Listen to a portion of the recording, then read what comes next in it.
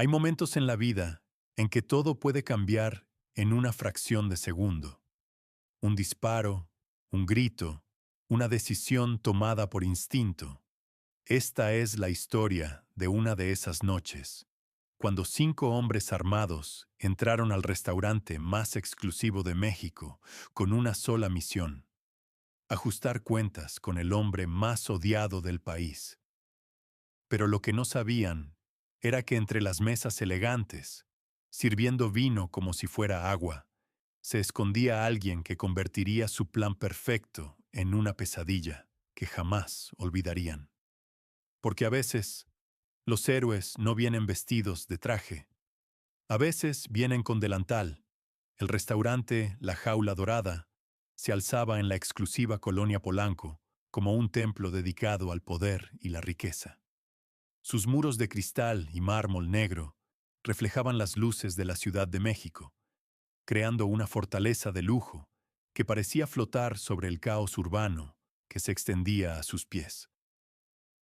Era viernes por la noche, y como cada viernes, la élite del país se reunía en este santuario gastronómico. Políticos, empresarios, narcotraficantes disfrazados de hombres de negocios, todos unidos por el denominador común del dinero y la impunidad. Pero esta noche sería diferente. En la mesa número 12, la más prominente del salón principal, estaba sentado el hombre que muchos consideraban la encarnación del mal necesario del capitalismo mexicano: Rodrigo Cortés. A los 52 años, Cortés era un titán de la industria cuyas decisiones podían sumir familias enteras en la miseria o catapultarlas a la riqueza. Su fondo de inversión, Aztec Capital, había devorado más de 200 empresas en la última década, siempre con la misma metodología despiadada: comprar barato, despedir masivamente, vender caro. El trabajo sucio alguien tiene que hacerlo, solía decir con esa sonrisa fría que nunca llegaba a sus ojos grises como el acero. Esta noche vestía un traje Tom Ford negro que costaba más que el salario anual de sus empleados, y su Patek Philippe de platino brillaba bajo la luz tenue del restaurante como una declaración de guerra contra la pobreza. Señor Cortés, murmuró Miguel Santos, su asistente personal, inclinándose discretamente hacia él. Los números de la adquisición de Textiles Guadalupe están listos. Podemos proceder el lunes. Cortés tomó un sorbo de su Chateau Margaux 1982, saboreando tanto el vino como la victoria inminente. ¿Cuántos empleados?, preguntó sin levantar la vista del foie gras que tenía frente a él. 2300, señor. ¿Cuántos necesitamos realmente? Según nuestros análisis, 400 máximo. Cortés asintió con la misma indiferencia con que habría aprobado el menú de la cena. 1900 despidos, 1900 familias destruidas. Todo para incrementar las ganancias en un 34%. Perfecto. Hazlo discreto. No quiero manifestaciones frente a las oficinas otra vez. Lo que Rodrigo Cortés no sabía era que en ese mismo momento, 5 hombres estaban estacionando una van negra en el callejón detrás del restaurante. 5 hombres que habían perdido todo por culpa de sus análisis de eficiencia. Y lo que ninguno de los presentes sabía era que la única persona que podría salvar al hombre más odiado de México era una mujer de 28 años que en ese momento estaba sirviendo vino en la mesa 7, fingiendo ser invisible.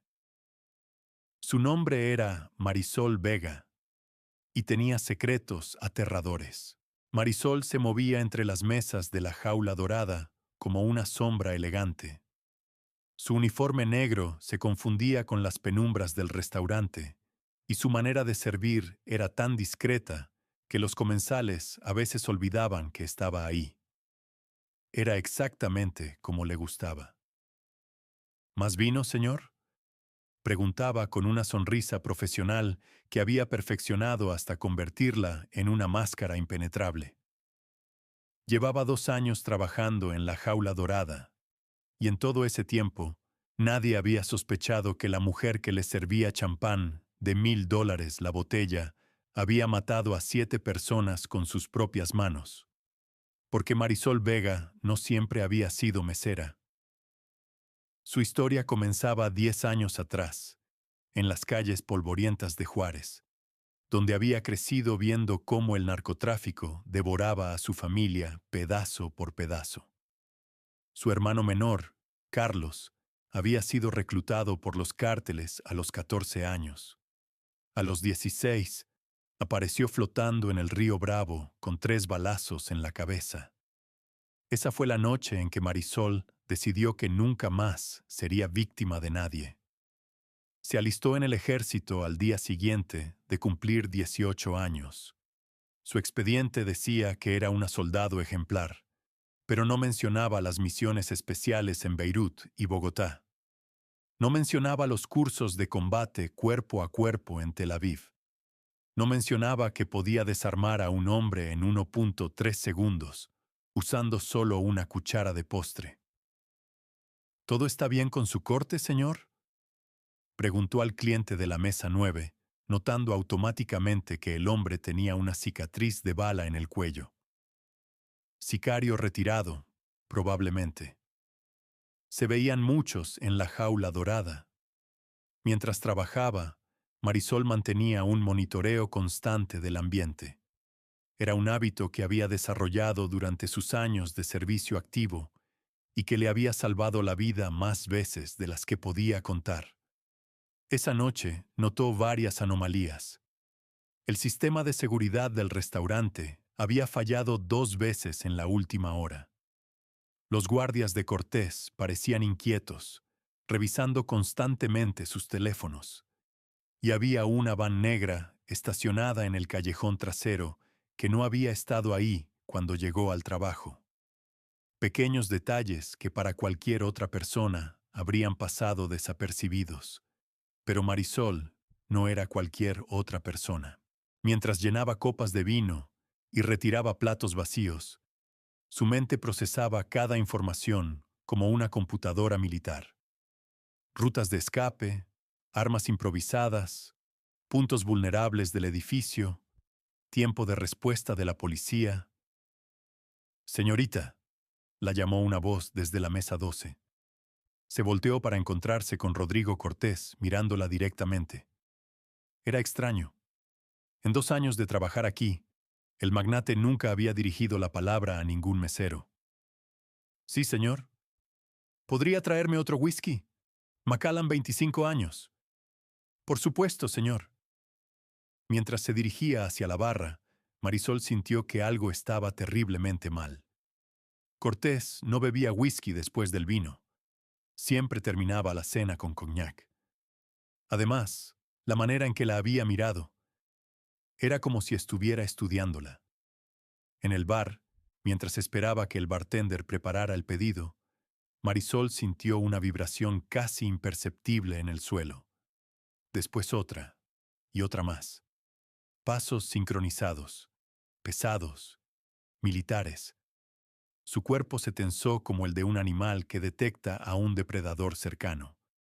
Aquí tiene, señorita Vega, dijo el bartender, entregándole el whisky. Marisol tomó la copa y comenzó a caminar de regreso hacia la mesa de Cortés, pero cada paso le confirmaba lo que ya sabía. Iban a atacar. Esta noche. Probablemente en los próximos minutos. Cuando llegó a la mesa 12, Cortés ya no estaba solo.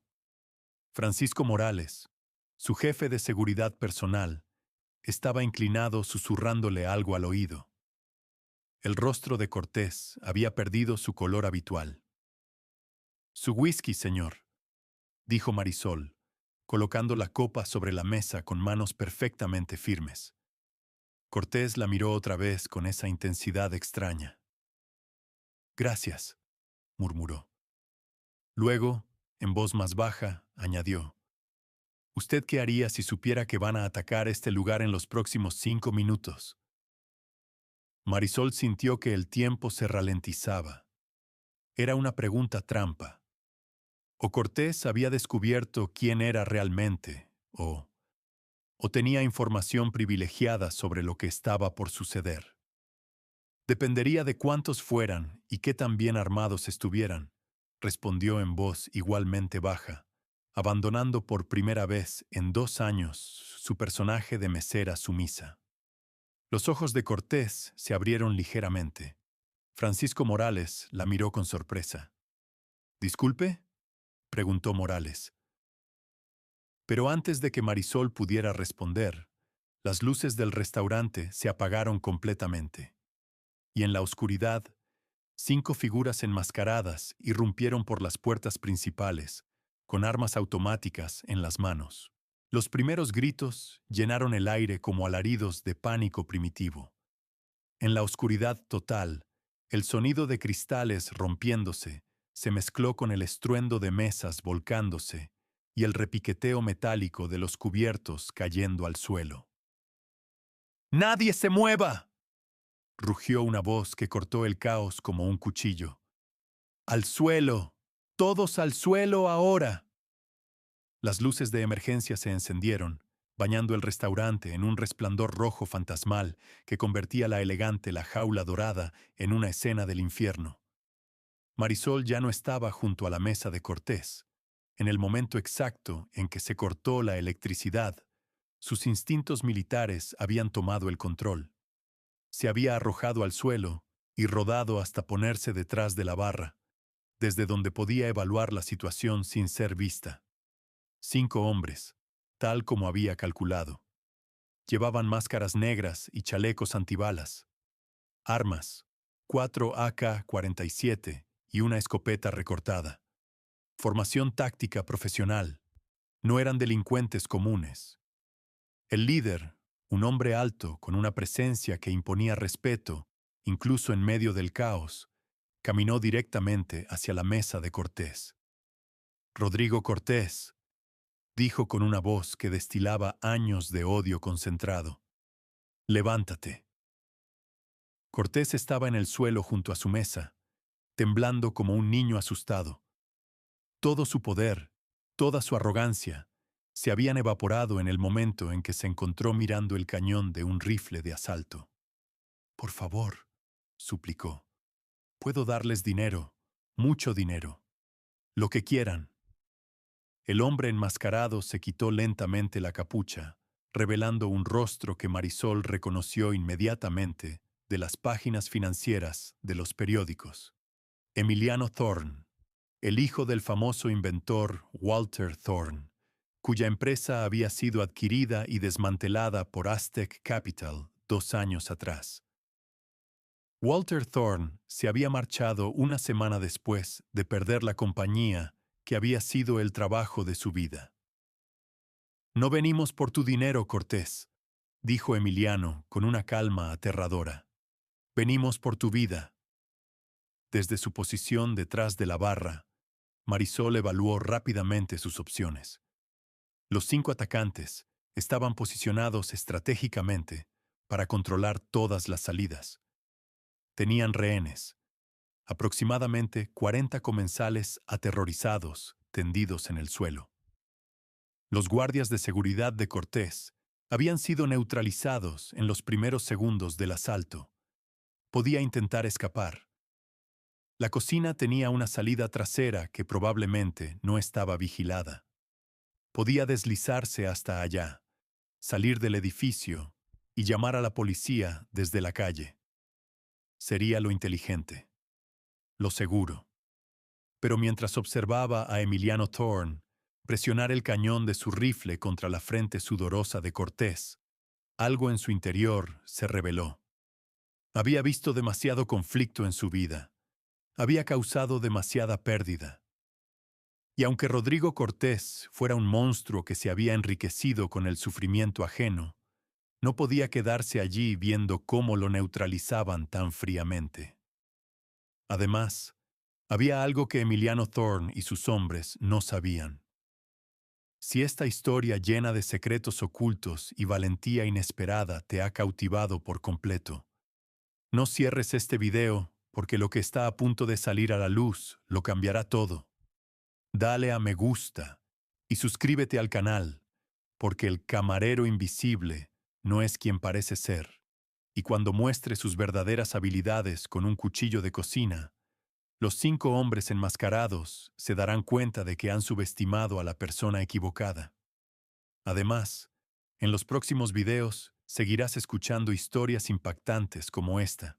Francisco Morales, el jefe de seguridad de Cortés, no estaba caído como parecía. Marisol lo había visto moverse ligeramente detrás de una columna. Tenía un arma y estaba esperando el momento adecuado para moverse. Si Morales abría fuego, se desataría una batalla. Los movimientos responderían, los rehenes quedarían en medio del fuego cruzado, y la jaula dorada se convertiría en un desastre. Marisol tomó una decisión que cambiaría el curso de esa noche para siempre. Se deslizó silenciosamente hacia la cocina, pero no para escapar, para prepararse. La cocina de la jaula dorada era un laberinto de acero inoxidable y fuego que normalmente bullía de actividad. Ahora estaba desierta, con los fuegos aún encendidos y el aroma de la comida a medio preparar, flotando en el aire como el fantasma de una cena interrumpida. Marisol se movió entre las estaciones de trabajo como un depredador en su territorio. Sus ojos, ahora despojados de la máscara de sumisión que había llevado durante 2 años, escanearon cada superficie buscando lo que necesitaba. Cuchillos, los mejores que había visto en su vida. Acero alemán de hoja perfectamente balanceada. Tomó 3. Uno de carnicero de 20 centímetros, uno de chef multiusos y uno pequeño de pelar que podía ocultarse fácilmente. Una sartén de hierro fundido, perfecta para golpes contundentes. Botellas de vino. Proyectiles peligrosos cuando se rompen en el ángulo correcto. Y algo más. Una bombona de gas propano portátil que usaban para los platos flameados. En menos de 30 segundos, Marisol había transformado una cocina gourmet en un arsenal efectivo. Pero las armas no eran suficientes. Necesitaba un plan. Desde la cocina podía oír la conversación que se desarrollaba en el comedor principal. Emiliano Thorne no tenía prisa. Estaba saboreando cada momento de su venganza. ¿Recuerdas a mi padre, Cortés?, decía con una voz que apenas contenía décadas de dolor. Walter Thorne, el hombre que inventó el sistema de purificación de agua que podría haber salvado millones de vidas en África y Asia. Por favor, gimoteaba Cortés. Yo solo hice negocios. No es nada personal. ¿Nada personal? El grito de Emiliano resonó por todo el restaurante. Mi padre se marchó en el garaje de nuestra casa porque tú destruiste todo por lo que había trabajado durante 40 años. Marisol se asomó cuidadosamente por la puerta de la cocina. La situación estaba escalando. Emiliano estaba perdiendo el control, y cuando los hombres armados perdían el control, la gente sufría. También vio que Francisco Morales se había movido a una mejor posición. Tenía una línea de tiro clara hacia 3 de los hombres. En cualquier momento abriría fuego. Era hora de actuar. Marisol agarró la bombona de gas y comenzó a hacer algo que habría parecido una locura para cualquier persona normal, pero que para alguien con su entrenamiento era una maniobra estándar de distracción.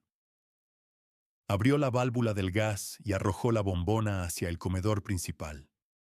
Durante 3 segundos, nada pasó. Luego, el aroma del gas propano comenzó a llenar el aire. ¿Qué está pasando?, murmuró uno de los hombres. ¡Gas!, gritó otro. ¡Hay una fuga de gas! El pánico se extendió instantáneamente. Gas propano en un espacio cerrado con armas de fuego era una combinación peligrosa. Un solo disparo podría convertir todo el restaurante en una bola de fuego. ¡Bajen las armas!, gritó Emiliano a sus hombres. ¡Todos al suelo! Era exactamente la distracción que Marisol necesitaba. Se lanzó desde la cocina como una flecha humana, con el cuchillo de carnicero en una mano y la sartén de hierro en la otra. Su primer objetivo fue el Hombres, más cercano a los rehenes. Lo golpeó en la nuca con la sartén antes de que pudiera reaccionar. El hombre se desplomó como un saco de papas. Su segundo objetivo, intentó girar su AK-47 hacia ella, pero Marisol ya estaba demasiado cerca. Le clavó el cuchillo en el hombro, haciéndole soltar el arma, y luego lo derribó con un golpe de codo en la sien. ¡Ahora Morales!, gritó, esperando que el jefe de seguridad aprovechara la confusión. Pero Francisco Morales no se movió, y cuando Marisol se volteó para ver por qué, descubrió algo que le heló la sangre. Morales no estaba apuntando a los atacantes. Estaba apuntando a Rodrigo Cortés. El tiempo se ralentizó hasta convertirse en una pesadilla líquida. Marisol vio cómo Francisco Morales, el hombre en quien Rodrigo Cortés había confiado su vida durante más de una década, levantaba lentamente su pistola hacia la cabeza de su jefe. Francisco, murmuró Cortés, sus ojos llenándose de una comprensión terrible. ¿Qué estás haciendo? Lo que debería haber hecho hace años, respondió Morales con una frialdad que rivalizaba con la de los atacantes enmascarados. En el caos del restaurante, con el olor a gas propano llenando el aire y los gritos de los rehenes como banda sonora, se estaba desarrollando una traición que tenía raíces mucho más profundas que la venganza de Emiliano Thorne. ¿Crees que no sé lo que hiciste con mi hermana?, continuó Morales, su voz temblando ahora con una emoción reprimida durante años. ¿Crees que no sé que María Elena se marchó porque tú la chantajeaste con esas fotos? Marisol sintió que las piezas de un rompecabezas comenzaban a encajar en su mente. Esto no era solo un asalto, era una conspiración. Francisco Morales había estado esperando la oportunidad perfecta para ajustar cuentas con Cortés, y el movimiento de Emiliano Thorne le había proporcionado la cobertura perfecta. Francisco, por favor, suplicó Cortés. Podemos arreglarlo. Puedo compensarte. Como compensaste a los padres de los niños que murieron cuando cerraste la fábrica de medicamentos. ¿Cómo compensaste a las familias que perdieron sus casas cuando vendiste el complejo habitacional a los narcos? Cada palabra de Morales era una bala verbal que atravesaba la fachada de respetabilidad que Cortés había construido durante décadas. Pero mientras esta confrontación se desarrollaba, Marisol se dio cuenta de que los 3 hombres restantes estaban recuperando el control de la situación. El efecto sorpresa del gas se había desvanecido y ahora estaban reorganizándose para retomar el control. Y lo que era peor, uno de ellos había encontrado el interruptor del sistema de ventilación. En cuestión de minutos, el gas se dispersaría y podrían volver a usar sus armas. Marisol tomó otra decisión instantánea. Se lanzó hacia Francisco Morales, no para proteger a Cortés, sino para evitar que el disparo de Morales desatara una guerra dentro del restaurante que lastimaría a docenas de inocentes. Chocó contra el jefe de seguridad justo cuando éste apretaba el gatillo. La bala, destinada al corazón de Cortés, se desvió y se incrustó en la pared de mármol. ¡Maldita!, rugió Morales, tratando de apuntar su arma hacia Marisol. Pero había cometido el error de subestimar a una exagente de operaciones especiales. Marisol le torció la muñeca con un movimiento que había practicado miles de veces, forzándolo a soltar la pistola. Luego le dio un rodillazo en el estómago que lo dejó sin aire y lo tiró al suelo de una patada en el pecho. ¡Todos quietos!, La voz de Emiliano Thorne cortó el aire como un látigo. Había recuperado el control de su grupo, y ahora todos apuntaban en dirección a Marisol. Tú, le dijo, con una mezcla de respeto y curiosidad en la voz. No eres una mesera normal. Marisol se incorporó lentamente, con las manos visibles, pero listas para moverse si era necesario. Solo soy alguien que no quiere ver lágrimas esta noche. ¿Sabes quién soy? Preguntó Emiliano. Sé quién eres, y sé por qué estás aquí. Tu padre era un buen hombre, que fue destruido por un sistema corrupto. Entonces entiendes por qué tengo que hacer esto. Marisol lo miró directamente a los ojos, viendo en ellos el mismo dolor que había cargado durante años después de perder a su hermano. Entiendo el dolor, pero esto no va a traer de vuelta a tu padre. Solo va a crear más huérfanos, más viudas, más familias rotas. ¿Y qué sugieres? ¿Que dejemos que Cortés siga destruyendo vidas sin consecuencias? Sugiero que hay maneras mejores de obtener justicia que convertirse en el mismo monstruo que odias. El restaurante quedó en silencio. Incluso los gemidos de los rehenes se acallaron, como si todos estuvieran esperando a ver cómo se resolvería esta confrontación filosófica en medio del caos. Emiliano bajó lentamente su arma. ¿Cómo te llamas?, preguntó. Marisol Vega. Marisol Vega, repitió, como si estuviera saboreando el nombre. ¿Sabes cuánto tiempo he planeado esta noche? 2 años, desde que tu padre murió. Exacto. 2 años organizando cada detalle, reclutando a los hombres correctos, esperando el momento perfecto. Hizo una pausa. ¿Y sabes qué es lo más extraño? Marisol esperó. Que una mesera con un pasado militar secreto está haciendo que dude de todo.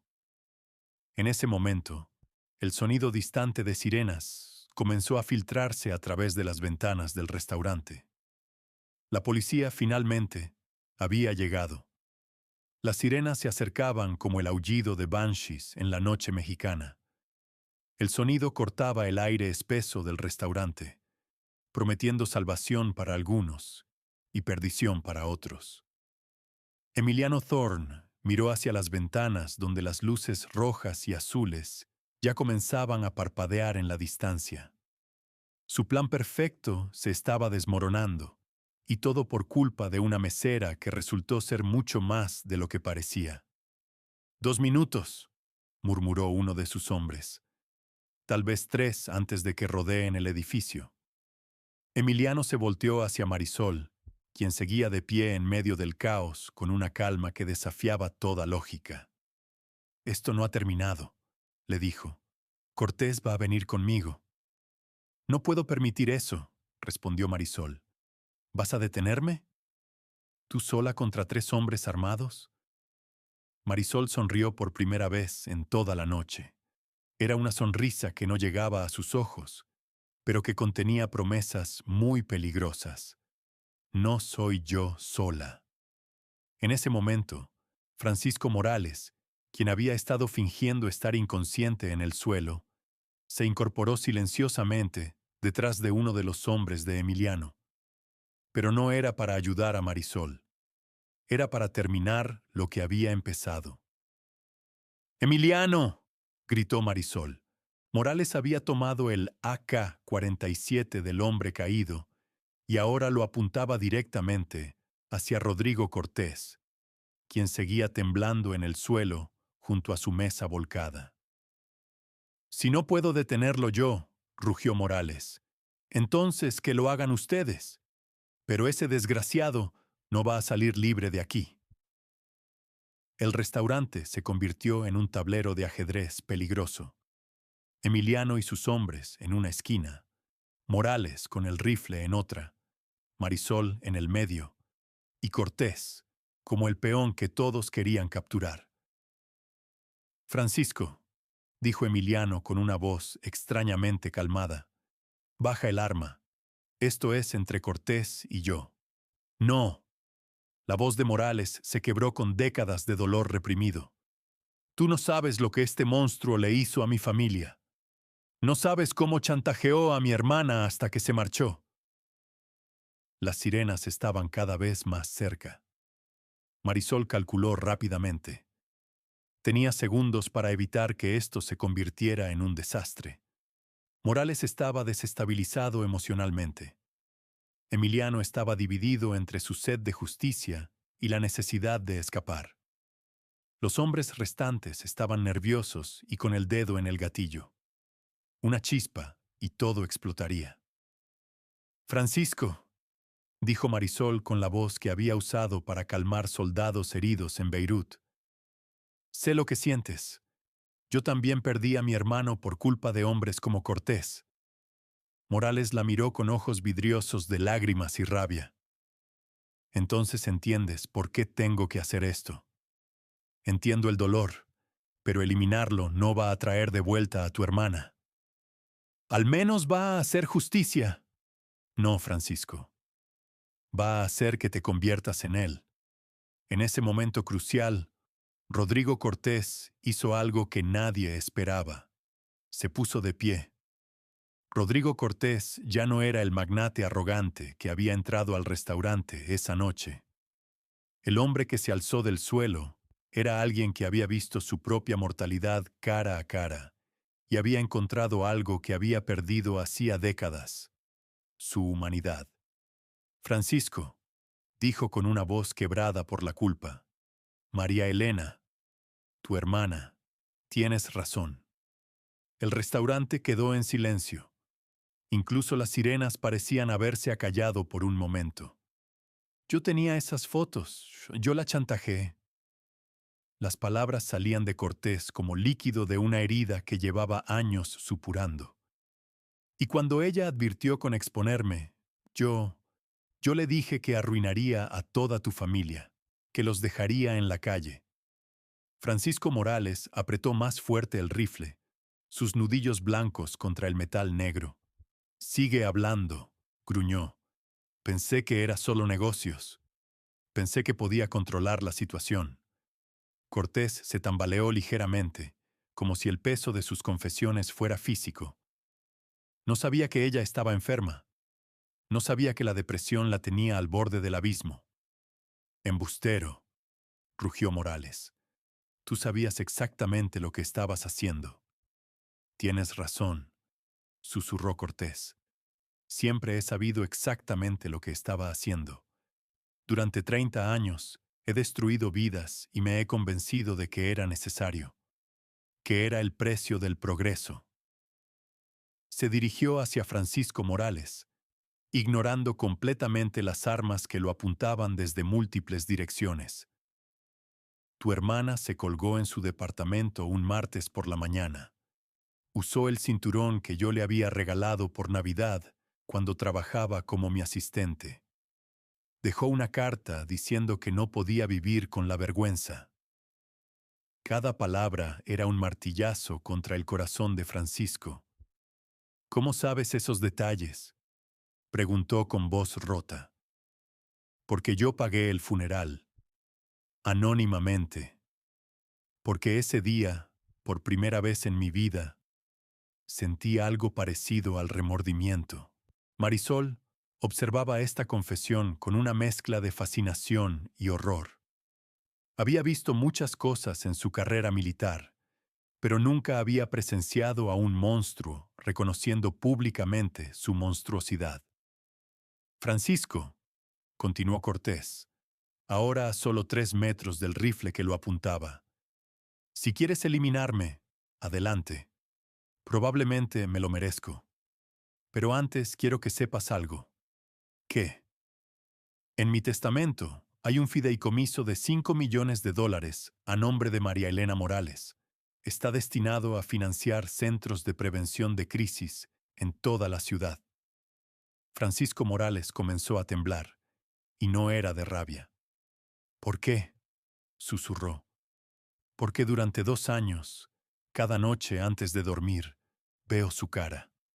Cada pesadilla que tengo termina con ella preguntándome ¿Por qué no tuve misericordia? Las sirenas estaban ahora justo afuera del edificio. Emiliano Thorne, quien había estado observando esta escena con una expresión indescifrable, bajó lentamente su arma. «Esto cambia las cosas», murmuró. «¿Cambia qué?», preguntó uno de sus hombres. «Yo quería eliminar a un monstruo, pero los monstruos no sienten remordimiento». En ese momento, las luces del restaurante se encendieron completamente. Los generadores de emergencia habían sido reparados, y la jaula dorada volvió a brillar con su esplendor dorado habitual. Pero bajo esa luz, ya no parecía un templo del poder. Parecía un confesionario. «¡Policía! ¡El edificio está rodeado!». La voz amplificada llegó desde afuera como el rugido de un dios mecánico. A través de las ventanas se podían ver las luces intermitentes de al menos 20 patrullas. «Emiliano», dijo Marisol, «todavía puedes salir de esto. Nadie ha fallecido. Todavía hay tiempo». «¿Para qué?». Emiliano dejó caer su rifle al suelo. «Mi padre sigue ausente. 2 años de planificación para nada». «No para nada», intervino Cortés. «Para mostrarme lo que realmente soy». Se volteó hacia Francisco Morales, quien seguía apuntándolo con el AK-47, pero ya no tenía la misma determinación en los ojos. «Francisco, hay algo más que debes saber sobre tu hermana». «¿Qué más puede haber?», preguntó Morales con voz exhausta. «Las fotos. Las tomé yo mismo, en mi oficina, después de alterar su café». El silencio que siguió fue tan absoluto que se podía escuchar el tic-tac del reloj de pared del restaurante. Francisco Morales cerró los ojos y cuando los abrió, había tomado una decisión. Arrojó el rifle al suelo. «No voy a convertirme en ti», dijo con una voz que contenía más fuerza que cualquier grito. «María Elena no habría querido que me convirtiera en un asesino». Emiliano miró a Morales, luego a Cortés y finalmente a Marisol. «¿Sabes qué es lo más extraño de todo esto?», preguntó. «¿Qué?», respondió Marisol. «Que vine aquí para hacer justicia, y resulta que la justicia tiene un aspecto muy diferente del que esperaba». En ese momento, las puertas del restaurante se abrieron de par en par, y un ejército de policías con chalecos antibalas irrumpió en el salón. «¡Al suelo! ¡Todos al suelo!». Pero antes de que pudieran reaccionar, Marisol hizo algo que sorprendió a todos. Se dirigió directamente hacia el oficial al mando. «Soy Marisol Vega, ex sargento del Ejército Mexicano. Número de servicio 742-9581. Solicito hablar con el comandante de la operación». El oficial la miró con sorpresa. «¿Usted es personal militar?». «Fui. Operaciones especiales. Y estos hombres se rinden voluntariamente». Se volteó hacia Emiliano y sus compañeros. «¿Verdad?». Emiliano la miró durante un largo momento. Luego asintió. «Nos rendimos». Uno por uno, los hombres se pusieron de pie con las manos en alto. Francisco Morales hizo lo mismo. Y finalmente, Rodrigo Cortés. «¿Qué va a pasar ahora?», preguntó uno de los rehenes. Una mujer mayor que había estado escondida debajo de una mesa durante toda la confrontación. Marisol miró alrededor del restaurante. Los cristales rotos, las mesas volcadas, los platos destrozados, pero ni una sola gota de sangre en el suelo. «Ahora», dijo, «comienza la parte difícil». El despacho del comandante Raúl Vázquez en la Secretaría de Seguridad Pública era un lugar austero donde se tomaban decisiones que afectaban el destino de millones de personas. Esta mañana, sin embargo, se había convertido en el escenario de una de las reuniones más extrañas en la historia del cuerpo policial. Sentada frente al escritorio del comandante estaba Marisol Vega, vestida con un traje gris sencillo que no podía ocultar completamente el porte militar que llevaba grabado en cada movimiento. «Señorita Vega», dijo el comandante, revisando un expediente grueso. Su historia es complicada. Sí, señor. Operaciones encubiertas en 3 países. Medallas de honor que no puedo mencionar por razones de seguridad nacional. Y después, 2 años sirviendo mesas en un restaurante de lujo. La gente cambia, comandante. Aparentemente. Vázquez cerró el expediente. Los hombres que atacaron el restaurante están cooperando completamente con la investigación. Ninguno de ellos tiene antecedentes criminales. Todos son víctimas colaterales de las prácticas comerciales de Rodrigo Cortés. ¿Y Cortés?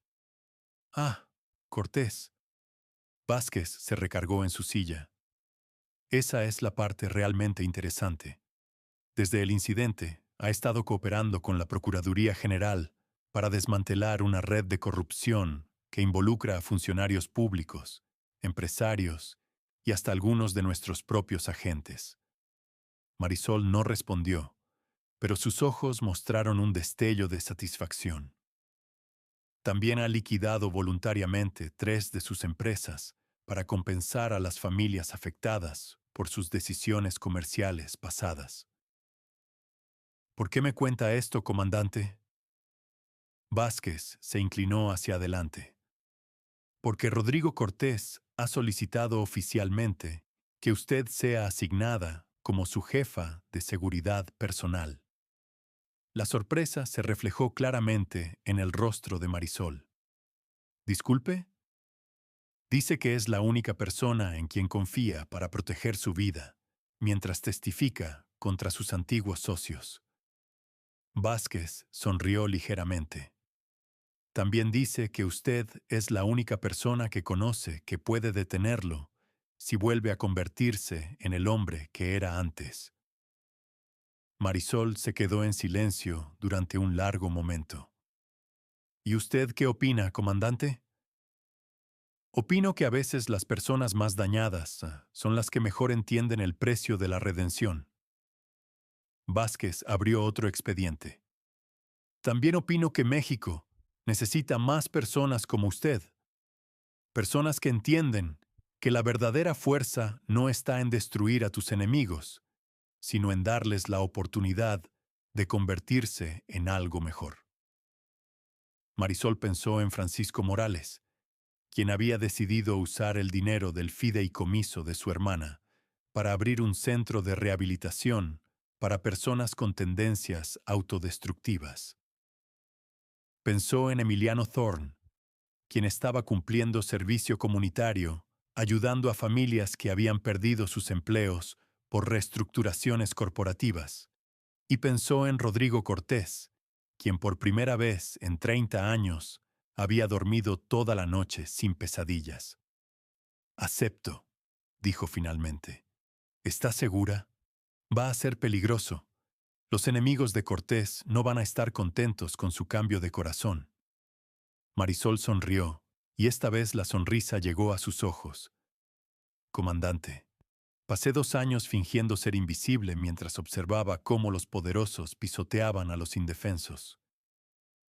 Creo que es hora de que me haga visible otra vez. Cuando salió de la oficina del comandante, Marisol se sintió como si estuviera respirando aire fresco por primera vez en años.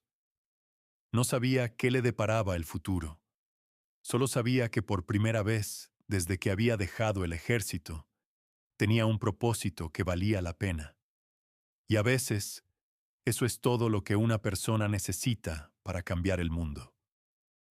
La Torre Reforma brillaba bajo el sol matutino, como una declaración de que el poder nunca duerme.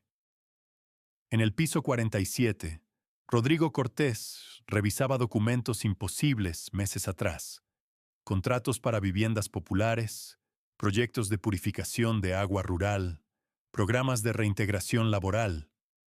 Marisol Vega ya no usaba el uniforme de mesera. Vestía traje ejecutivo negro y audífono que la conectaba con su equipo de seguridad personal. Los números de la Fundación Walter Thorne están listos, dijo Miguel Santos, quien permaneció como asistente pese a las ofertas recibidas desde el incidente del restaurante. ¿Cuántas familias reintegramos este mes? 232. El Centro de Prevención de Crisis de Francisco Morales atendió más de 500 personas desde su apertura. Marisol observaba con satisfacción y vigilancia constante. Su trabajo no era solo proteger a Cortés de amenazas externas, sino asegurar que el hombre emergido de los escombros de la jaula dorada no regresara a sus viejos hábitos. Señor Cortés, su reunión con los sindicalistas es en 1 hora. ¿Alguna novedad de seguridad? 2 amenazas esta semana. Una del grupo de Salinas, molesto por su cooperación con la investigación federal. Otra de un cartel que perdió inversiones cuando cerró las empresas fantasma. Cortés asintió. Su conversión había convertido su vida en campo minado. Los enemigos acumulados durante décadas de prácticas despiadadas no desaparecieron porque él encontrara su conciencia. ¿Y Emiliano? Emiliano Thorne terminó su servicio comunitario. Fue aceptado en Maestría de Ingeniería Social en la UNAM. Quiere dedicar su vida a desarrollar tecnologías que su padre nunca implementó. Un golpe suave interrumpió la conversación. Adelante. Francisco Morales entró a la oficina. Ya no era el jefe de seguridad resentido que había traicionado a su jefe. Ahora dirigía la Fundación de Prevención de Crisis más exitosa de América Latina, financiada por Cortés. Rodrigo, dijo, usando el nombre de pila desde su reconciliación. Tenemos un problema. Marisol se tensó inmediatamente. ¿Qué tipo de problema? El tipo que requiere que la mejor especialista en seguridad de México haga lo que mejor sabe hacer. La sala del piso 48 se había convertido en centro de operaciones. Fotografías, documentos y mapas contaban la historia de un peligro más allá de represalias personales. Se llama Sebastián Vega, explicó Francisco, señalando la foto de un hombre de 40 años con ojos fríos. Primo del senador Vega, quien falleció en prisión tras el testimonio de Rodrigo. Marisol estudió la foto con intensidad de cazador. ¿Antecedentes? Exmilitar, como tú, mercenario profesional, especializado en hacer operaciones parecer accidentes. Cortés se recargó, pero Marisol notó el temblor en sus manos. ¿Qué quiere? Justicia. Ha estudiado tu nueva vida durante meses. Conoce la fundación, los programas, todas las personas que dependen de tu supervivencia. Francisco desplegó más fotos.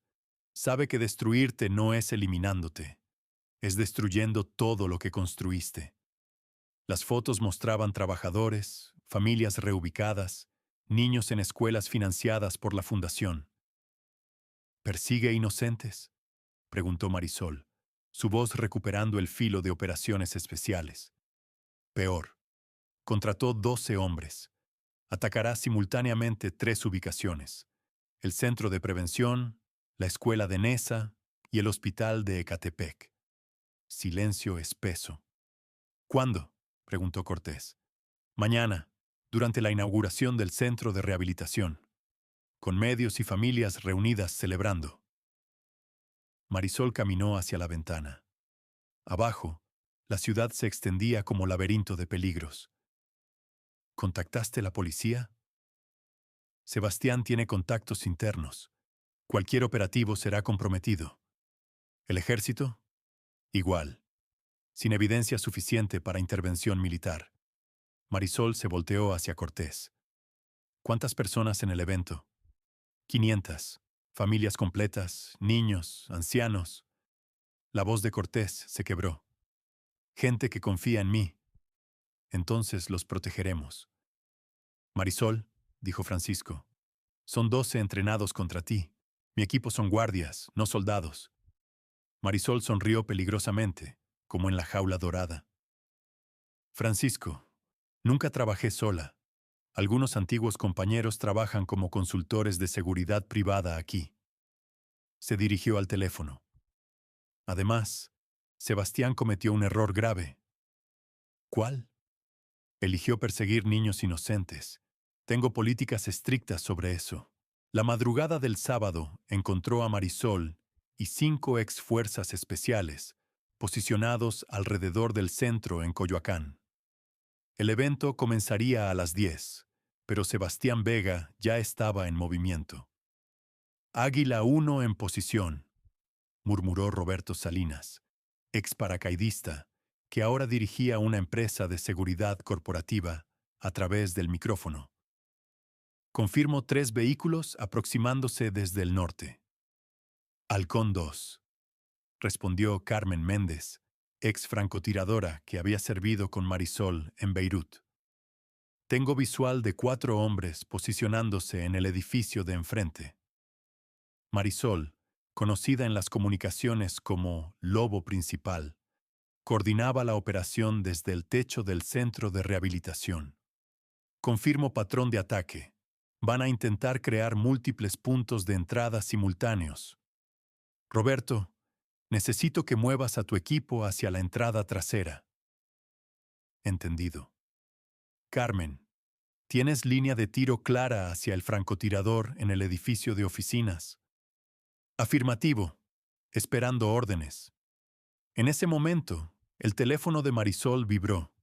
Era un mensaje de texto de un número desconocido. Sé que estás ahí, Marisol Vega. Esto no tiene que ser personal.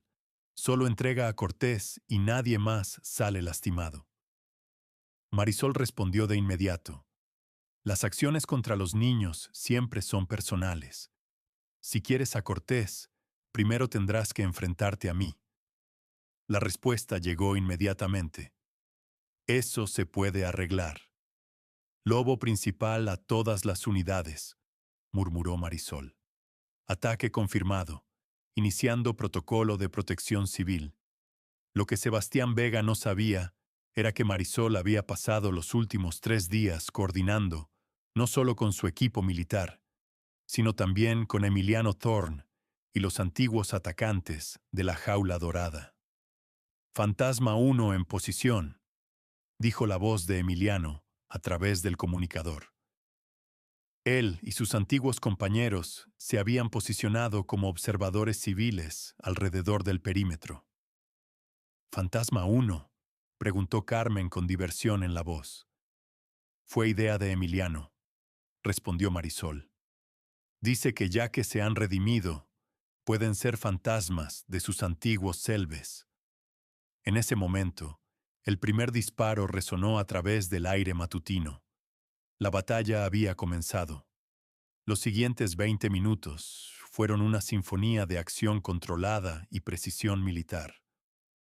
Sebastián Vega había cometido el error de subestimar no solo a Marisol, sino la red de lealtades improbables que había construido alrededor de Rodrigo Cortés. Carmen Méndez neutralizó al francotirador enemigo con un disparo que habría hecho llorar de orgullo a su instructor en cuántico. Roberto Salinas y su equipo emboscaron a los atacantes que intentaban entrar por la parte trasera, usando tácticas de combate urbano que habían perfeccionado en las calles de Juárez. Pero el verdadero golpe maestro vino cuando Sebastián Vega, frustrado por la resistencia inesperada, decidió cambiar de táctica y dirigirse directamente hacia el edificio donde estaba escondido Rodrigo Cortés. Lo que no sabía era que Cortés no estaba escondido, estaba esperándolo. «Sebastián Vega», dijo Cortés cuando el sicario irrumpió en la oficina con un rifle en las manos. «Te estaba esperando». Sebastián se detuvo, confundido por la calma absoluta de su objetivo. «¿Esperándome?» «Por supuesto. Marisol me dijo que vendrías aquí cuando te dieras cuenta de que no podías ganar en el centro de rehabilitación». En ese momento, Sebastián notó que no estaba solo con Cortés. Francisco Morales emergió de detrás de un estante, pero no con un arma, con una cámara de video. «Sebastián Vega», dijo Francisco. Está siendo transmitido en vivo a todas las estaciones de noticias del país. Di hola.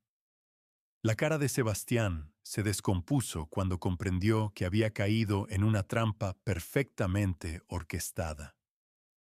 Todo México está viendo cómo un mercenario profesional intenta eliminar al hombre que ha dedicado los últimos 6 meses a compensar a las víctimas de su propio pasado, continuó Francisco. También están viendo, añadió Cortés, los documentos que prueban que el senador Vega, tu primo, ordenó la eliminación de al menos 30 líderes sindicales durante la última década. Sebastián levantó su rifle, pero en ese momento, Marisol apareció detrás de él. Sebastián, dijo con una voz que contenía todo el peso de su entrenamiento militar, baja el arma. ¿O qué? ¿O descubres por qué mis superiores en operaciones especiales decían que era demasiado peligrosa para las misiones de captura con vida? Sebastián se volteó para enfrentarla, y lo que vio en los ojos de Marisol le dijo todo lo que necesitaba saber. Lentamente, bajó el rifle. El restaurante La Nueva Esperanza estaba ubicado exactamente donde había estado la jaula dorada.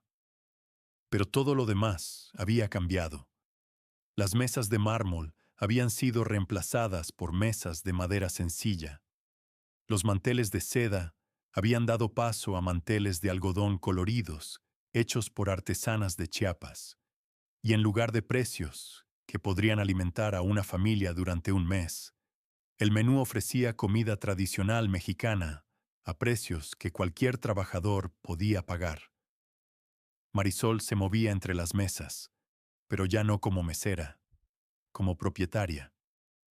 ¿Más café, señor?, preguntó a un cliente que reconoció como uno de los trabajadores de la nueva fábrica textil de Cortés.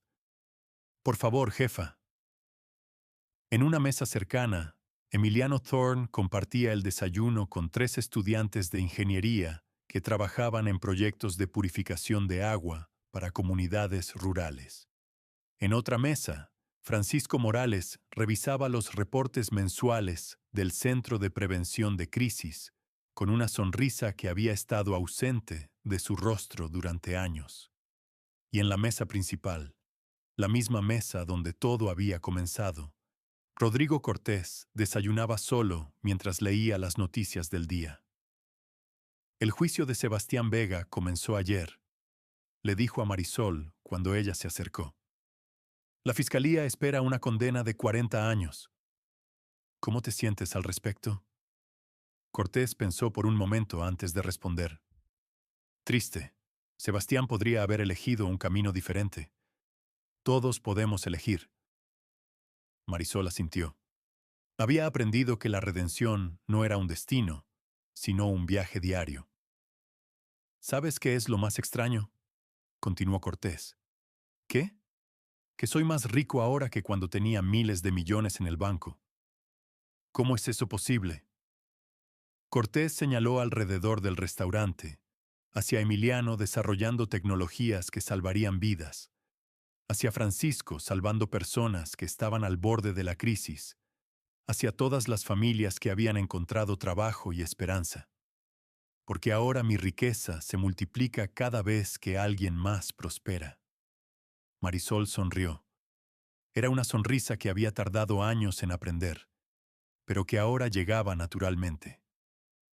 ¿Sabes qué?, dijo. Creo que tu padre habría estado orgulloso. ¿Mi padre? Cualquier padre estaría orgulloso de ver a su hijo convertirse en el hombre que tú te has convertido. Cuando Marisol regresó a la cocina esa noche, después de que el último cliente se había ido, encontró una nota que alguien había deslizado debajo de la puerta trasera. La nota decía simplemente: gracias por enseñarnos que nunca es demasiado tarde para elegir ser mejores. Los fantasmas de la jaula dorada.